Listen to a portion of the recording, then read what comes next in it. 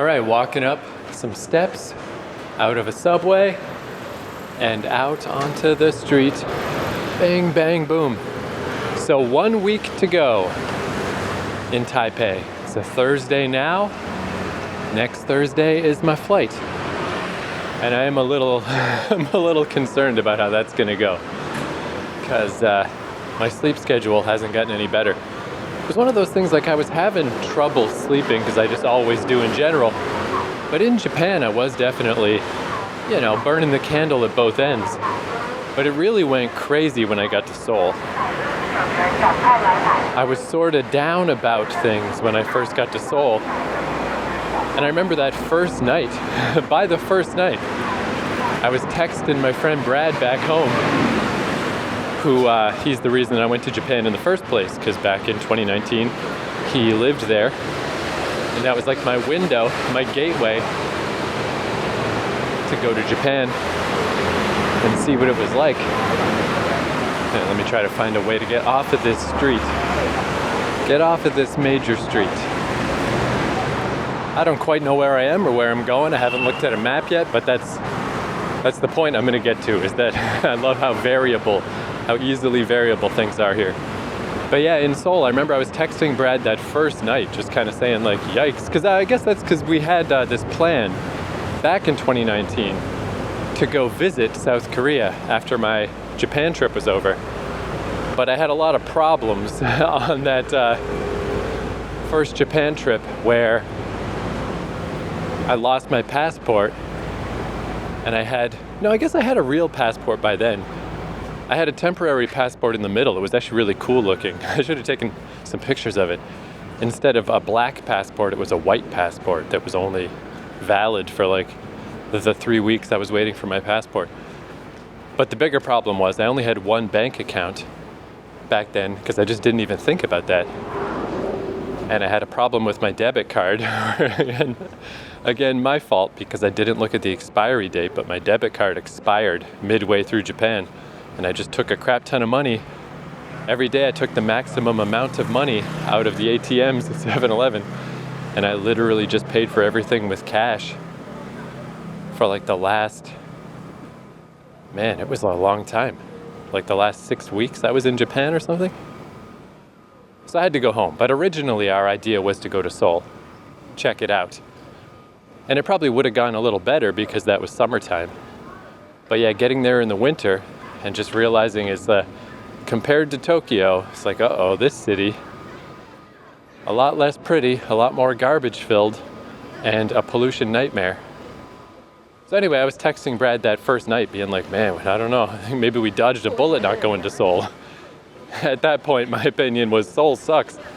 And once I learned about Bukhansan and stuff, I came to a begrudging, semi-respectful alliance with Seoul. But yeah, I was up till like 6 in the morning because of the time change stuff. It was like 6 p.m. for him. And he even commented like, isn't it like crazy late for you? Why are you still up? And I remember saying to him like, yeah, whatever. Like I've already in this first day decided my fate in Seoul is like, fuck it. I'll stay up all night here and spend the days in coffee shops. And like at that point, it really didn't even seem like there would be anything I could do except be in the city.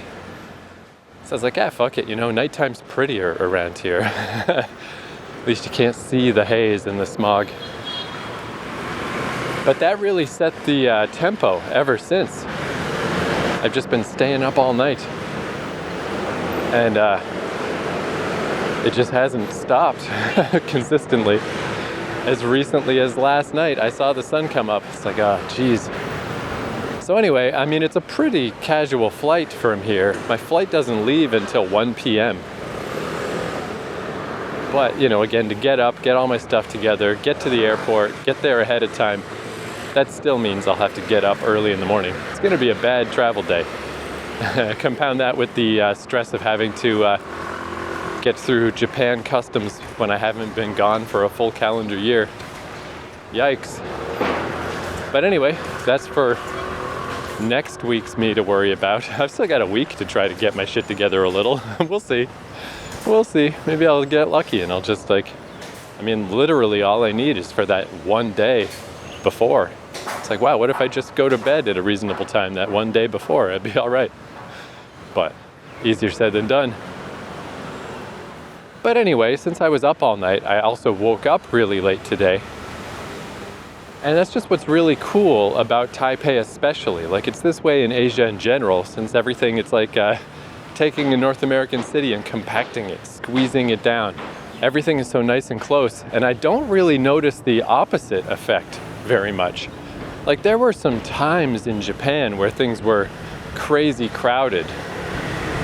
Shibuya is mainly where I have those memories of, you know, Shibuya and Shinjuku and Shibuya Station during rush hour. Really just Shibuya. I'm sure there's other crowded parts, but for me, that was the one that stood out the most. But where, you know, you really do feel like packed in. But even in Japan, that doesn't happen that often. And I never really felt that way in South Korea, and I've never felt that way here in Taipei. So it's like, even though everything is dense and close together, you know, the downside shouldn't there be people everywhere? And it's just not an issue. I guess a lot of these places I've stayed are quite packed in with people, these Airbnb type setups, but it keeps them nice and affordable. And everyone is just very well trained to be quiet. You know, I've never really had problems on that end besides an occasional snorer. And it just makes the day so easily variable. In North America, you really do kind of need to pick a plan, and that's more or less the plan. Where you can just change course around here, it's great.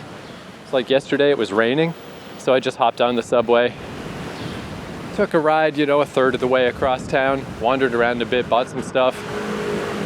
The rain wasn't letting up, so I just went home. Still had kind of a fun little day.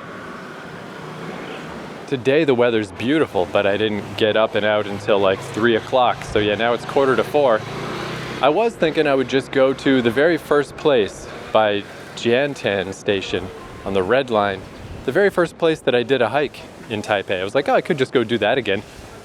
Up to Soochow University, loop back around through my old neighborhood. Just because why not, you know? That's what I have been doing, is just the greatest hits. Just go hit up the places that I've been before. Why not? I don't really need to do any more exploring and stuff. It's all right. Now I'm kind of getting a taste of like, what would it be like if I lived here more permanently? And I've already done all the major exploration, and now it's just like, oh, I'll just go back to this place and go back to that place. And it's pretty delightful. Just go back and do a hike I've already done. That's fine. It's still fucking beautiful. There's plenty of details you don't notice the first time. So I was thinking I would just do that. But that wasn't the shortest hike in the world, and the day is getting away from me, and the days are getting shorter and shorter. Not the best plan ever. And then when I got to where I was supposed to transfer from the orange line to the red line, I just decided to swap out and just switch the plan. Because I had to go use the washroom at that station. Toilet talk on the bingo card. They only had a squat toilet at the station I was at. And I think this is the longest time I've spent in a squat toilet. I was just like, oh man, my tummy is rumbling. I was in there squatting for some time. Apologies for the squat talk. But it's one of those things where it's like, yeah, you know, I'm not really used to squatting, and it does hurt my knee a bit. But hey, what choice do I have? And I mean, it is kind of better. I was always a little worried, like what would happen if I got stuck with the squat toilet when I needed to spend a lot of time in the toilet. And it's like, you know, I mean, it is a little tough for me to just squat for long periods, but the pooping part of pooping, I mean, it is better when you're not sitting, right? It's the whole thing about like, you get like a kink in your intestine when you're in a sitting position, like it's more natural to squat. So it's like, yeah, this actually maybe is better. It's not the worst, you know? But with the rumblings in my tummy that I wasn't sure are over, and the day getting away from me, I was like, well, let's just not do that then. Never mind. Just have a new plan. So that was Mingquan Station. Starts with an M. The one where the red and the orange connect. Mingquan Road, I think it's called. But I was like, yeah, fuck it. I'll just get off here. And now I'm just walking. I don't know where the fuck I am. Just walking. It's this nice little pedestrian walkway. I walked by some other subway station just now. Hey, here's a a bakery called Supra Normal, S-U-P-R-A. And it's got a big painting, like a big mural on the wall of an astronaut with a coffee. And it says, "Beyond this world, be supranormal." What is the relevance of that? There is none. It's just like, I'm just walking around some random neighborhood I've never been to and just seeing stuff, just seeing new stuff that I haven't seen before. And, when I'm done recording podcast yammerings, I'll check where I am and recalibrate, but it's like, who even cares? It doesn't matter. Like I said, I just walked by another subway station. I think this walkway, this pedestrian walkway, is probably following the subway line. But my plan, since it's all beautiful out, is just to walk to Ximen and just walk through that neighborhood and walk across the bridge to walk home. This will be my new plan, my little afternoon walk. Just wander around. And yeah, it sounds like such a diss to North America, this that I'm about to say. And to be fair, maybe it's just, I'm just burned out on North America. I just lived there for a long time. Like when I first moved to Vancouver, it blew my mind. It was amazing. When I first moved to Toronto, even, I was like, wow, different than Vancouver, but I like it. When I first went to Montreal, I don't know that I ever literally moved to Montreal, but I've spent probably a combined year there. Super great. I loved it. So it could just be that everything's better when it's novel. But that thing I was saying about, you pick the plan and you do the plan. I just like the setup of Asian cities so much better. Where when you walk out of the door, like I said this to somebody the other day, one of my pals back home I was talking to, I was like, yeah, the thing is, because it's this weird thing of why are you in Asia for so long? But you're not trying to move there, and you're only picking up various bits of culture by accident, and you're not trying to learn any of the languages, and you barely even talk to anybody. I'm like, yeah, I know. But it's literally the cities. When you walk out your door in the morning, it just feels fun. That's the first thing I noticed in Japan, and it took a little bit for me to recalibrate that in Korea, but I did, and then I had it again immediately in Taipei.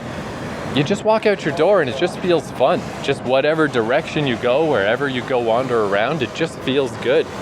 There's just people around, there's stuff happening, there's 7-Elevens abound just waiting for you. There's subways, there's buses, there's mountains to climb.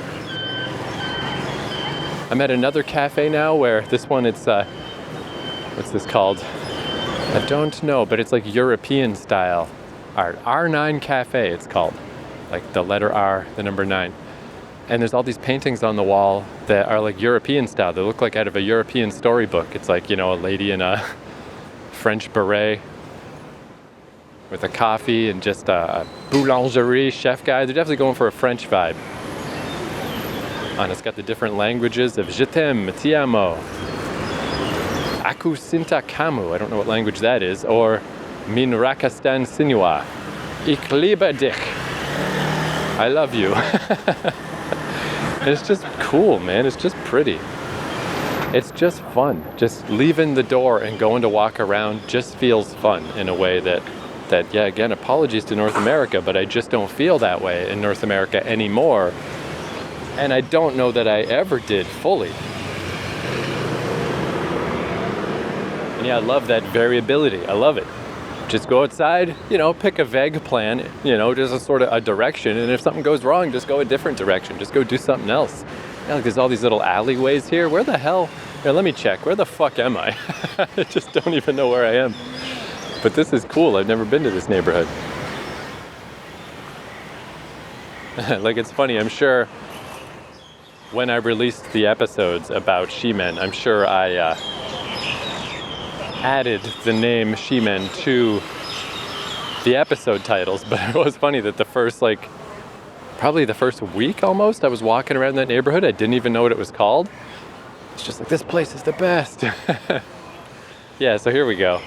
Yeah, I literally just started at Minquan West Road Station, and I'm just walking. Oh, perfect. I'm walking the right direction and everything. I'm walking south past Shuanglian Station toward Zhongshan. So if I just keep walking this way, yeah, this is fucking perfect. It'll take me up by the park, the NTU hospital station, and from there I just know where I'm going already, because that's basically the Ximen neighborhood. Ximending. Yeah, this is just a little pedestrian walkway that goes over top of the station. Now what is this? Underground Book Street. Zhongshan Metro Mall. Well, all right. I mean, it's very pretty out here. I kind of prefer it up at street level, but let's go down just for a bit. Let's just see what that is. Because again, why not? Just go random places, wander around. Man, it just feels nice. It just feels good. Here we go. So it's just a big bookstore down here, or a library possibly. And it's just a big underground mall. I mean, what did I think was going to happen? Of course that's what this is. Big underground mall. Yeah, it's too pretty upstairs. It's too nice. I'm going to go back upstairs. There we go. Back upstairs. But yeah, walking around Asia, dude, it's just pretty good.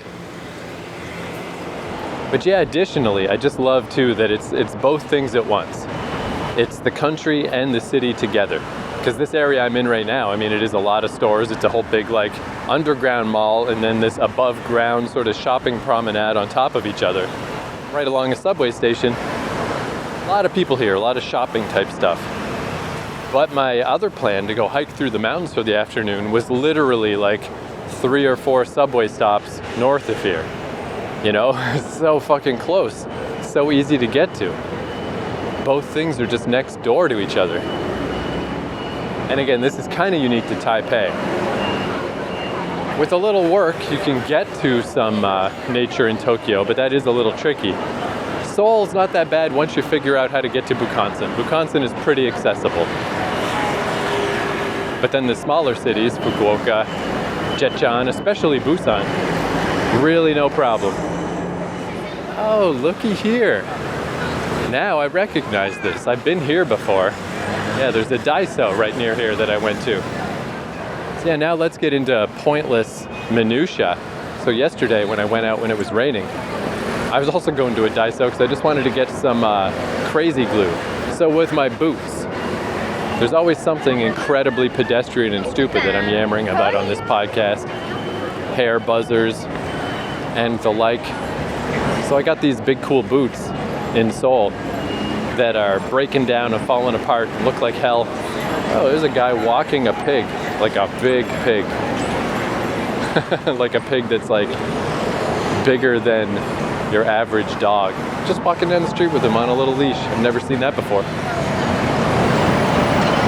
Again, similar to the turtle I saw the other day, I kind of want to take a picture, but I feel like it's a little weird. It's a little uncouth to just take a picture of a guy walking a pig. Hey, just let the guy walk his pig, leave him alone. But yeah, these boots are falling apart, and I found out the hard way that when they get really wet, the polyurethane smells like ammonia, makes it smell like your boots have pee on them. Only one of them was doing that. I should obviously replace these boots, but I don't know what it is where I just want to hold on to everything as long as I can. It's just something in my brain that it's like you just keep your stuff till it doesn't work anymore. That's just my thinking. It's how I've always been. But these really were falling apart because additionally the soles were starting to disconnect from the boot. But I bought some crazy glue the other day. One of the soles was coming off at the toe and the other one at the heel. And I crazy glued the one at the toe and it really worked. I just crazy glued the fucking thing back on and it's perfectly sealed and it looks great again. So I was like, all right, let me go get some more crazy glue, which was my plan yesterday, and try to glue this heel back on. But the heel, I guess, you know, there's a lot more movement going on, a lot more bending of the shoe at the heels. It did not so easily glue back on. It really wouldn't reattach. So that's what I did yesterday. It's like, well, I tried to save these, but why am I trying to save these boots that look like they were made by the devil at this point? And they haven't had the pee problem since, because it hasn't rained that hard on me. Even yesterday, it was okay. But this is just dumb. I should just get rid of these fucking boots. So that did it. Yesterday, I finally was like, all right, I can't even glue the fucking heel back on. This is stupid. Get rid of these. So I finally went and bought some shoes. I like having boots. I like having big, clumpy boots. Like, I like just being able to, like today, again, like I could just go to the city, go hiking, without a thought in the world. Like, you can still do that with shoes, with sneakers, The only time I literally felt like I needed boots was on Bukansan. That's the only time like it was a mountain, where it's like I should not be doing this in sneakers. But you still have to be a lot more mindful of sneakers, mindful of where you step, mindful of where you're walking. If you're going through tall grass and just different whatever terrains. I do love, even though it's been hot and it's been summertime, I've just been happy to have big boots. And I was like, maybe I'll just be a boot guy. Maybe I'll just always wear boots forever. But boots are just way too expensive. These ones from Seoul were like $70. And they lasted a good 9 months. I feel like that's fine. But all the boots here in Taipei are 200 plus minimum, you know, and it's just like, that's such a lot of money. So we'll see. When I get to Japan, we'll see. But for now, I was like, well, just buy some shoes. So then part of me was like, well, just buy the cheapest shoes. But cheap shoes really are bad. Like I've had like Walmart shoes that didn't even last, I don't know, by 3 months, you know, they're just like falling apart on my feet. It's like, why did I buy these? What's the point of this? So instead I just found the biggest shoes I could find. That helps cut things down a lot because it's very hard to find. I thought 290 centimeters was the biggest, but I found some 295s because my feet are not that big. That's like a size 12. My feet are more like a 10 and a half or an 11. But because my toes, I have like spacers between my toes so I don't develop bunions. And you can get special brands of shoes that have wide toe boxes, but I don't know, I can't find that shit around here. But I learned that if you just buy footwear that's too big, it just gives you room for your toes to not get crammed in. It's a very strange design of sneakers. It's like they're designed to cram your toes into each other. And I don't know much about bunions. I didn't research it until I started getting pain in my big toes. But it doesn't seem very easily reversible. It's like surgery and stuff. But as long as I keep spacers between my toes, I wear spacers in my shoes and I have different ones that I wear at night. As long as I just don't allow my toes to develop the bunion, I think I'm gonna be okay, or at least it severely slows the process. So I just need room in my shoes. So I could only find 3 pairs of shoes that were that big, 295 centimeters. One of them was 25 bucks, one was 35 bucks, one was 45 bucks. So I just bought the $45 shoes. I'm like, fuck it. If anybody should be spending out a little on fucking footwear, it's me. It's all I do is walk. That's not an area where cheaping out is a good idea. But I am wearing the big boots right now. It's like, yep, just wear them into the ground. Wear them for this last week. And then when I go to the airport next week, I'll just slip on my little sneakers. And suddenly I will have the lightest feet in the world. And I will keep my eyes peeled for boots because I still extremely enjoy big, cool boots. But I don't know, I just don't want to spend $300 on boots. Yeah, because of the weird exchange rates, I never really did get a great grip on how much stuff costs here in Taipei, but it is generally kind of expensive.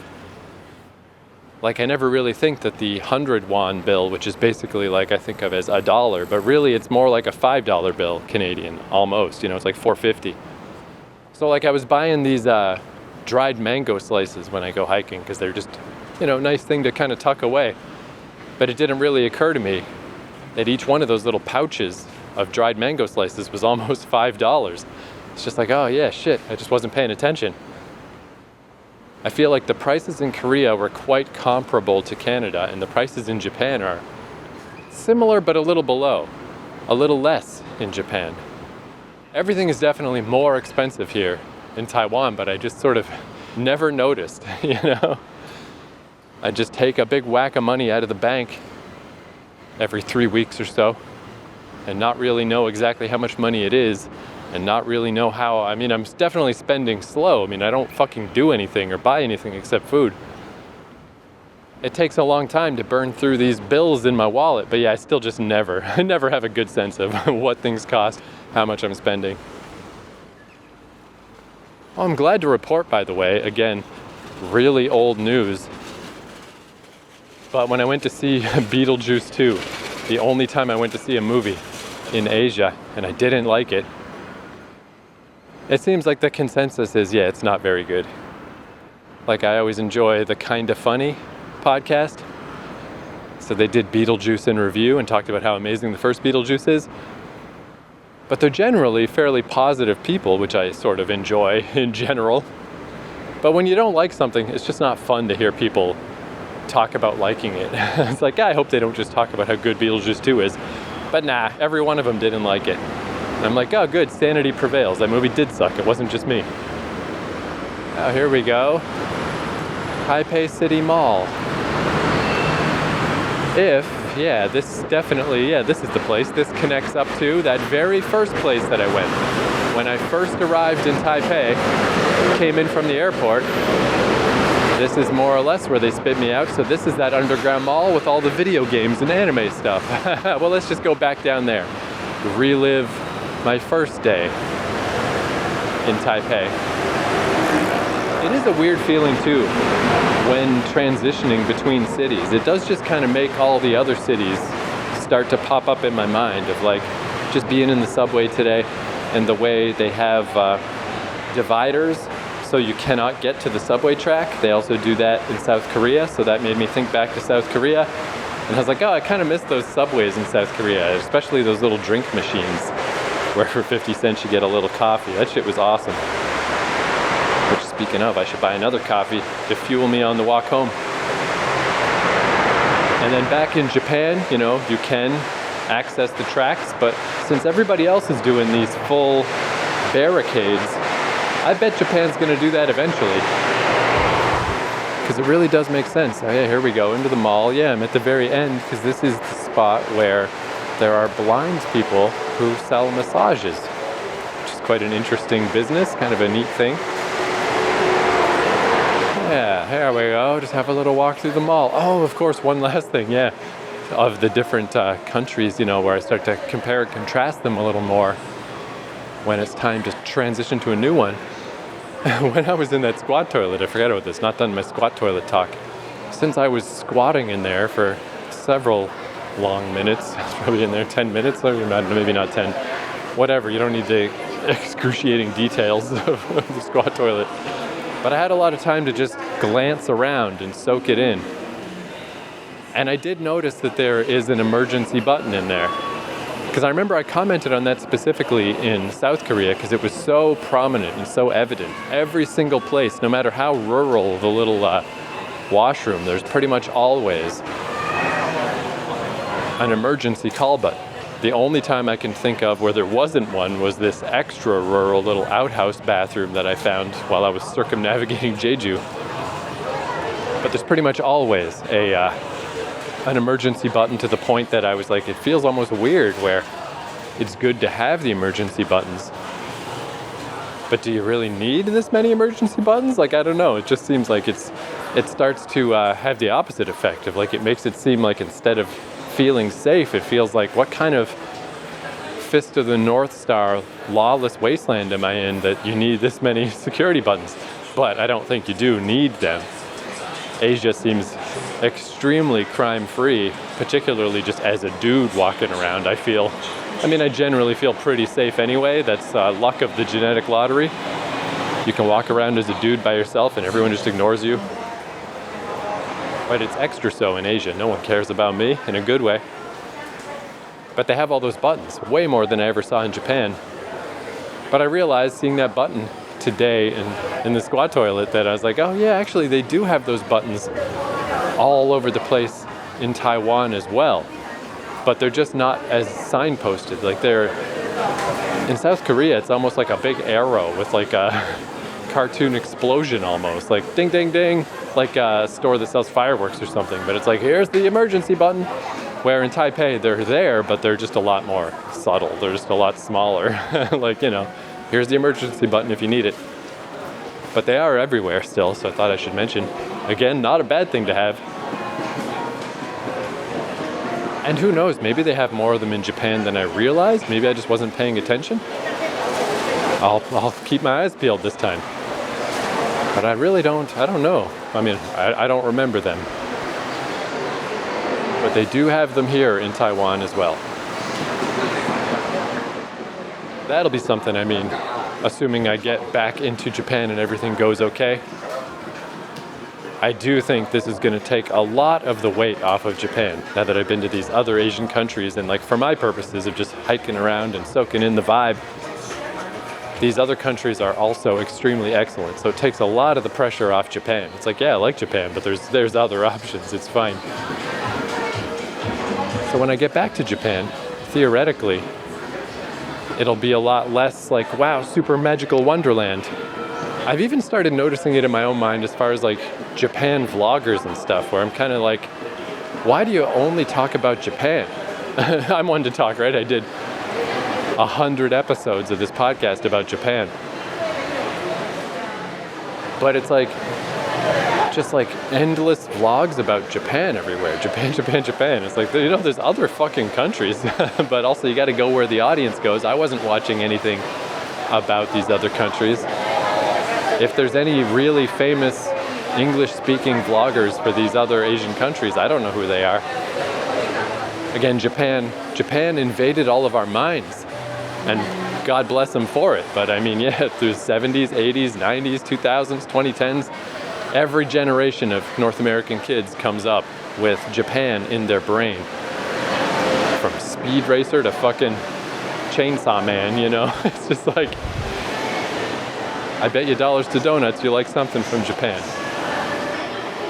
And I guess these other countries, they just don't have that inroad to your brain, to your little mind in that same way. But now that I've been out here wandering around, it's like, man, these other countries are pretty fucking good, though. They're pretty fucking good. But all that being said, the double, triple flip, I'm sure when I get back to Japan, I'll be like, oh, this feels so good, though. Fuck, I love Japan. But hey, that'll be coming up soon enough. In the meantime, I'm just gonna walk through this mall. Speaking of Japan, like here's a gacha machine with Mario and Zelda. Well, here's a Bandai Namco one, but it's all Pac-Man and Dig Dug. No Dark Souls. Mappy? Come on. You could have some Lordran shit instead of Mappy. Bomberman? Teletubbies, are they still going? Does Bandai Namco own Teletubbies, or do they just make the toys? But yeah, gacha, anime, video games. This Taipei main station mall is fucking cool. It's fucking cool. And there's new ads now. I remember when I first got here, again, just to set this in time, it was when the Elden Ring DLC first came out, so there was a bunch of posters for that. Now it's Dragon Quest III HD 2D Remake. But okay, thank you for listening to me ramble once again. I'm sure there'll be more to this episode, but I don't know what it'll be. Just whenever something else strikes my mind as I walk around Taipei for my last week. But yeah, this is feeling pretty good now. I guess last episode I was talking about that sort of weird stress of like, oh man, only 2 weeks to go. I gotta squeeze in stuff. But I've definitely kind of settled into like, who cares? Don't worry about it. You've done enough. You've done enough. Like, it's kind of good to be deliberately just going back to places I've already been. To just kind of diffuse that thing in my mind of like, go explore a new place, go find a new thing. It's like, you've done it, dude. You're all right. Don't worry about it. Next time you come to Taiwan, you can go to the East Coast. You can go to a different city. You can do all kinds of stuff. For now, just wander around the places you've been and just soak it in, man. Just enjoy it.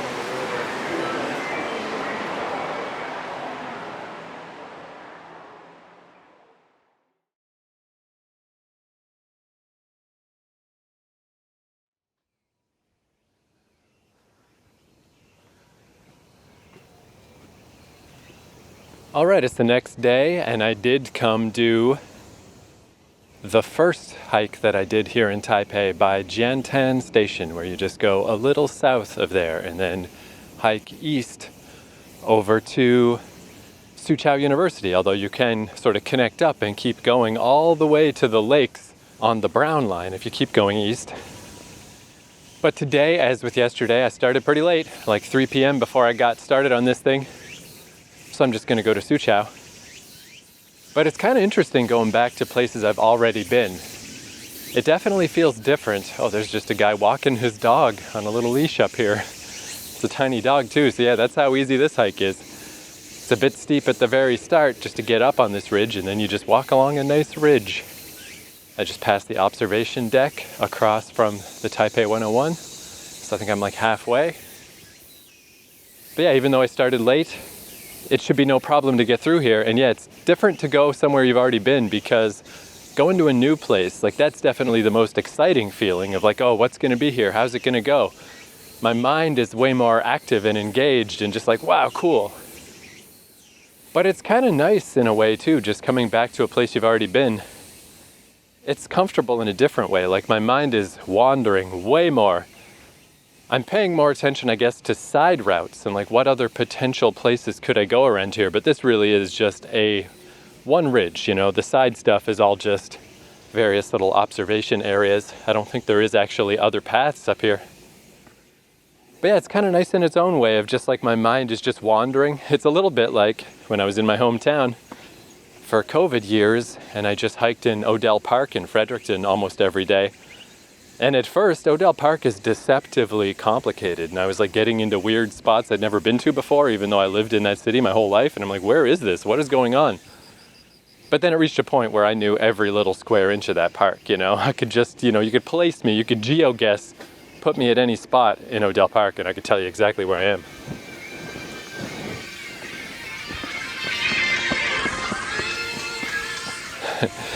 You know, the music coming out of people's radios, that happens a lot. I pass people playing music. It always kind of reminds me of the title screen of Portal 1, the video game Portal, where they're just playing the, this is a Triumph song, but like a jazzy samba version through a little radio. That's kind of what it sounds like. But yeah, as I would walk around Odell, you know, my mind would just wander, and I was just like, yeah, you know, whatever, I know where I am. I've been here a million fucking times. So this is only my second time here, but it's reminding me of that a bit, where I'm just, instead of being engaged, my mind is just wandering to other stuff. But it's nice too. It's like I know where I'm going. I know where the end is. I know how to get off this trail. I know if I want to extend it, how that works. You know, like I did the heavy lifting already. I did all the work. And now it can just be a nice, relaxing walk that I can do even if it's a bit late in the day, and even though the days are getting shorter, like there's zero concern. I still got my backup bottle of water and everything. I've learned from my past mistakes. The heat wave is basically past, but it's still like a touch above 30 today. It's still not hot. But yeah, it's just kind of nice. Oh, hey doggy. Guy let his dog off his leash. Dog is just wandering now. No, that can't be a wild dog. This dog has like a little harness on and stuff. I was like, is this just a wild dog that happened to be walking next to a guy? But no, this is definitely a domestic dog. I mean, you can even just tell because its fur is shiny and awesome, where the wild dogs, they are a little, not patchy, just you can tell they haven't been brushed, you know, their hair's got like little cowlicks and stuff in it. Yeah, it's kind of interesting. I don't know, even just having people be a little more comfortable having their dogs off leash and stuff. It's kind of nice because it does remind me of the olden days in North America. Like that's really been locked down. Like speaking of Odell Park, even in the big park, like the law is you're supposed to have your dogs on a leash. But I would run into people, because I was always walking in obscure parts of that park. I'd run into people that are walking without a leash on their dog because, you know, they're in the middle of the park and no one's usually ever there. And they always were so apologetic. Like they were like afraid that I was going to call the city, call a dog catcher or something on them. And I'd always just have to be like, yeah, no, it's really okay. It's totally cool. I do not care if your dog's not on a leash. I don't mind. But I got to assume that the populace in general in Canada is like, no, your dog needs to be on a leash. So yeah, it's kind of nostalgic. But yeah, nice in a different way. Nice casual walk when you know already where you're going and what's going to happen ahead of you. It's actually very, it's been super clear for a while recently, so I haven't even checked the AQI in like a couple of weeks, I think, because the air quality's just been really good. But today, looking out at the view, it is that haze that, you know, I guess it's because, again, fall's coming. It definitely gave me Seoul vibes of just like, yeah, there's that gray, looking out over a gray city, looking out into the hazy distance. But when it doesn't happen every day, when it's not just constant and oppressive, that's kind of nice too. It's just nice in a weird way. Just like, that is pretty in a post-apocalyptic-y way. And it was just too much in Seoul, where it was literally making my lungs burn. And it looked like fallout. It looked like the end of the goddamn world. But when it's only half that bad, well, maybe 3/4 that bad, it's pretty bad today. It's pretty bad looking. But it was clear yesterday, might be clear tomorrow. When it's just a happenstance, it's kind of cool too, in a weird way. And actually, the weather says it's supposed to be pretty clear right up till my last couple of days. It's supposed to rain my last 2 or 3 days. So I'll say fare thee well to Taipei in the rain, it seems, but that's kind of appropriate. This has been a very rainy place. And I mean, hey, we were talking a lot about toilets last segment. Toilet update too, of just like, got up on this ridge, was walking along, got kind of hit in the belly of like, oh darn. This always happens to me. It's like, how come I didn't need the washroom at home or back at the station? Why'd you have to wait till I get on a mountain? I got to assume it's because, I slam a coffee and eat a sandwich from the convenience store and then hike up a bunch of steps. It probably loosens up the organs. But yeah, then I was like, oh geez, I actually need the washroom a little bit bad. But there was a washroom up here on the trail that actually had a squat toilet and a Western toilet, but somebody was in the Western toilet. But yeah, I'm really, I don't think I've ever had significant issues with the squat toilets, but really just today and yesterday both have kind of taught me like, oh yeah, just even if you do need to kind of sit there and squat for a while, it's not that bad, I think all this hiking has helped my squatting. I do wonder, like, they just call it the Asian squat, where, people waiting for trains and stuff will just squat while they're waiting. To be honest, I haven't seen very much of that. That's one of those things I heard about 10 years ago. But I don't know how much people really do that. But if they do, I was like, I wonder if they do that to train for needing to use a squat toilet, to be prepared. But yeah, it's just undeniable that if you just got to take a poop, brother, it's just easier when you're squatting. Squat toilets really aren't bad. And I mean, you can get all those attachments for Western toilets that are like footrests on the side of your toilet, so you can turn your toilet into a squat toilet, all this stuff. Certainly not a popular option. I don't know if that's something I would really do. But yeah, I've definitely turned enough of a corner that like today when the Western toilet was busy, I just didn't even mind at all about the squat toilet. I'm like, that's fine. It might be better. It might be better for clearing out the old system. Geez, actually, I think I'm coming to the end of this quicker than I expected. Because, yeah, there's definitely army stuff that you're not supposed to go to. So, yeah, it might not be that long till I get to till the trail turns into a dirt trail. So maybe I won't go down to Soochow University because it's only 4:45. And yeah, I know now that I can go a little further along. And even if I don't go all the way along the trail to the lakes at the east end of the Brown Line, I can just go a little bit further east and still take a road down, connect up to the Brown Line. Whatever, we'll see. But again, just the land of backup plans. Even if you're on a mountain ridge where there's really only just the one ridge, there's still so many different places you can exit the ridge that it's still a very variable place.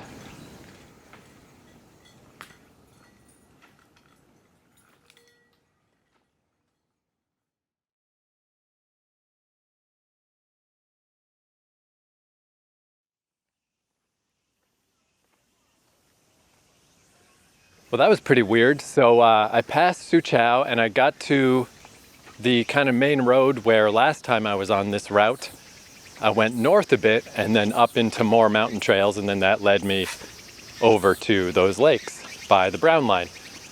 But this time I just decided I'd walk straight down the road. It's getting a little bit late.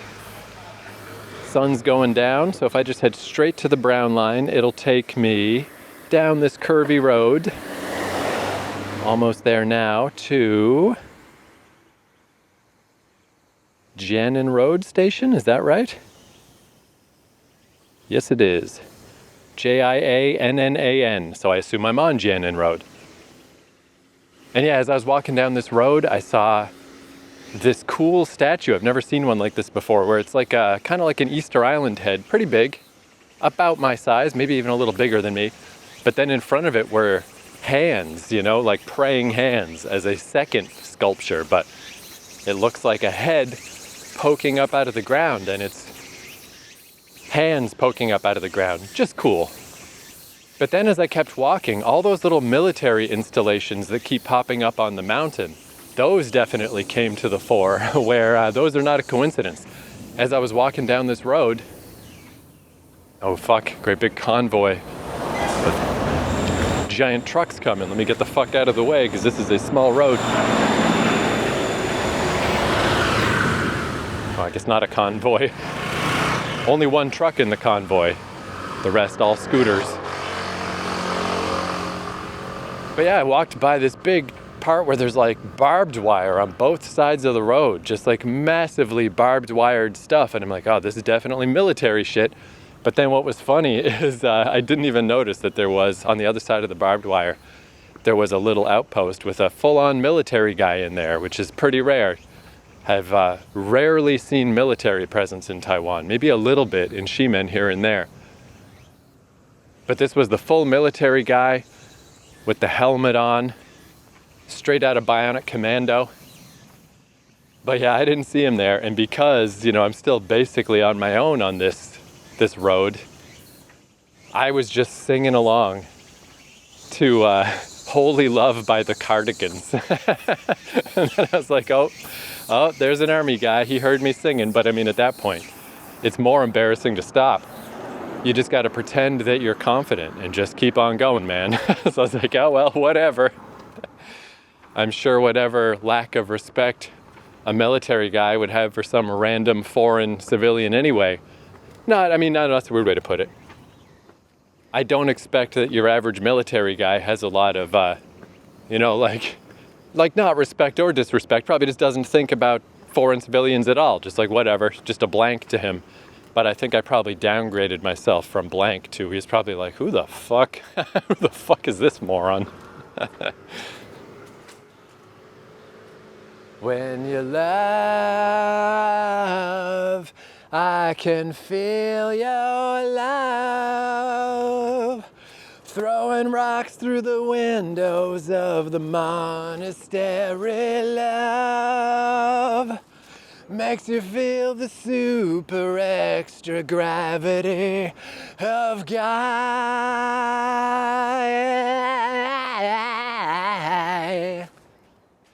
It wasn't that obnoxious, but it was not good. Anyway, yeah, if I had more time in the day, walking down the road through the military encampment, not the best. Staying on the mountains is better. But on my way down here, it's starting to get dark real fucking fast. It's only 5:30 and it's distinctly gloomy now. And the streetlights all turned on. The streetlights remain fucking amazing here. Way better than those strange streetlights in Japan that barely do anything. Streetlights in Taipei, man, they fucking do it. They do the job. So it's good that I'm getting out of here. Oh, and here's this Ferris wheel. You can see the Ferris wheel from a lot of vantage points up there. And there it is, all lit up now. That was actually kind of neat. There was, by one of the major views looking out at the Ferris wheel, there was just like a little scene that tells the story. In video games, they call that environmental storytelling, where just by observing the environment, you can tell what happened there. You can piece together a little story. And in this case, it was litter, so that stood out because litter is pretty fucking rare in Taiwan. And it was an empty coffee can and two empty packs of cigarettes. So that suggests that guy sat there looking at the view, looking out over the city, looking at the Ferris wheel, long enough not only to drink one of those little cans of coffee, but even presuming that that first pack, let's say that was his last cigarette. So he smoked that final cigarette, and then he sat there long enough. They're little teeny packs, like little 8 packs or whatever of cigarettes, but he sat there and smoked the entire second pack.